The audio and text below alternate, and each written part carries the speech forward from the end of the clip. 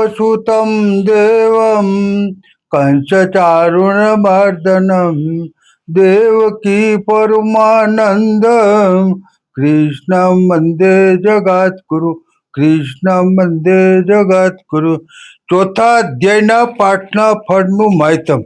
ભગવાન કહે છે કે હે લક્ષ્મી, જે પુરુષો ગીતાજીનો પાઠ કરે છે તેમનો માત્ર સ્પર્શ થવાથી અધમ દેહથી છુટકારો પામી મુક્તિ મળે છે.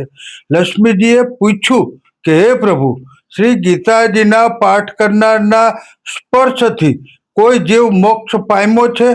તે ભગવાન કહે છે, હે લક્ષ્મી, તમને એક જૂની કથા કહી સંભળાવું છું. ગંગાજીના કિનારા પર કાશી નામનું નગર વસેલું છે. ત્યાં વિષ્ણુ ભગવાનના એક ભક્ત રહેતા હતા. તે નિત્ય ગંગાજીમાં સ્નાન કરી અને ગીતાજીના ચોથા અધ્યાયનો પાઠ કર્યા કરતા હતા. એક દિવસ તે સાધુ વનમાં ગયા અને ત્યાં બે મોટા ઝાડ હતા. તેની છાયામાં બેસી પડ્યા. થોડી વારમાં વૃક્ષની શીતળ છાયડામાં તેમને ઊંઘ આવી ગઈ. તેના એક પગ એક ઝાડના થડને અડ્યા હતા, માથું બીજા ઝાડના થડને અડ્યું હતું.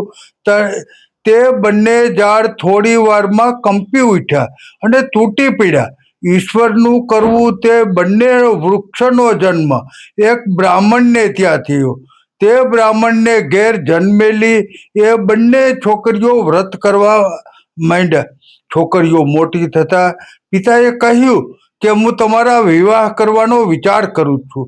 આ છોકરીઓને પાછલા જન્મની હકીકતની ખબર હતી, એટલે તેમણે કહ્યું કે અમારે લગ્ન કરવાની ઈચ્છા નથી, અમારે તો તીર્થયાત્રા માટે જવું જ છે.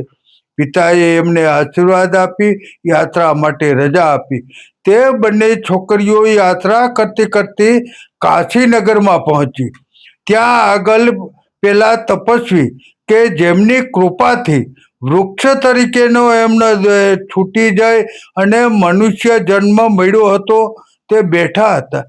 કન્યાઓએ પાદ સ્પર્શ કરી વંદના કરી અને તપસ્વીને કહ્યું કે એક વખત તમે અમને વૃક્ષ યોનિમાંથી આપે અમને બચાવ્યા, હવે આ મનુષ્ય યોનિમાંથી પણ એવી દિવ્ય યોનિ અમને મળે એ માટે આપ કૃપા કરો.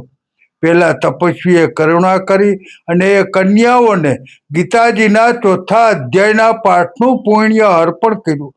એથી એ બે કન્યાઓ દિવ્ય સ્વરૂપ ધારણ કરી અને વૈકુંઠ ધામ પ્રતિ ગઈ.